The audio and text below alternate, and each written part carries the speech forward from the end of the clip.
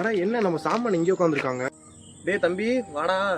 அடா சாமானே என்னண்ணே பேப்பர் கையுமா இருக்கீங்க? லவ் லெட்டர் எதுவும் எழுதுறீங்களா என்ன? மும்முரமாக இருக்கீங்க எழுதுறதுல. அடா ஏன்டா தம்பி நீ வேற. அப்படிலாம் இல்லடா, இன்ஸ்டாகிராமுக்கு ரீல்ஸ் போடணும்ல, அதுக்காக கண்டென்ட் ரெடி பண்ணிக்கிட்டு இருக்கேன்டா. நைட்ல இருந்து எழுதிட்டு இருக்கேன்டா தம்பி.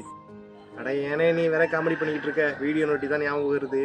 நீ என்ன தான் முக்கிய வீடியோ கண்டென்ட் கிரியேட் ரெடி பண்ணி போட்டாலும் உனக்கு தான் வியூஸும் போகலை, லைக்கும் விழுகலை, ஃபாலோவும் வரலையானே. அப்புறம் ஏன்னா இந்த கோமாளித்தனமான வேலைகள்லாம்? தம்பி எனக்கு லைக்கு வியூஸு ஃபாலோஸ்லாம் வரணும்னு நினச்சி நான் வீடியோ போடலடா. எனக்குள்ள ஒரு திறமையை நான் வெளிக்கொண்டு வரேன், அவ்வளோதான். அந்த திறமையை பார்த்து 10 பேர் பார்க்குறாங்க அப்படின்னா அதில் ஒரு 2 பேர் அந்த திறமையை வளர்த்துக்கிட்டா போதும்டா. அது எனக்கு கிடைச்ச வெற்றிடா தம்பி. ஐயோ சாமானே சாரிண்ணே, உனக்கு பின்னாடி இவ்வளோ கஷ்டம் இருக்குன்னு தெரியாமல் ஏதோ சிரிப்பில் நான் சொல்லிட்டேனே.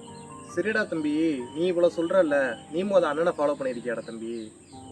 கேட்டால் ஃபாலோ பண்ணலன்னு சொல்லுவேன், இனிமேல் பண்ணுறேன்னு சொல்லுவேன். இது வரைக்கும் பண்ணணும்னு உனக்கு தோணலைடா. அந்த மாதிரி தான் பார்க்குறது 10 பேர் இருந்தாலும் அந்த 10 பேர் நம்மளை ஃபாலோ பண்ண மாட்டாங்கடா. அதில் ஒரு சில பேர் மட்டும் தான் நம்மளை ஃபாலோ பண்ணுவாங்க.